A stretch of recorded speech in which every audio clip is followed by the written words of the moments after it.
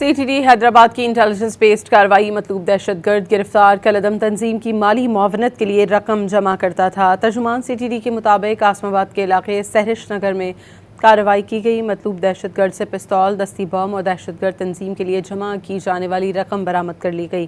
ملزم نے برآمد پستول سے 30 جولائی کو CTD پولیس پارٹی پر فائرنگ کی تھی۔ کارروائی کے دوران ملزم کا ساتھی فرار ہو گیا، جس کی گرفتاری کے لیے ناکہ بندی جاری ہے۔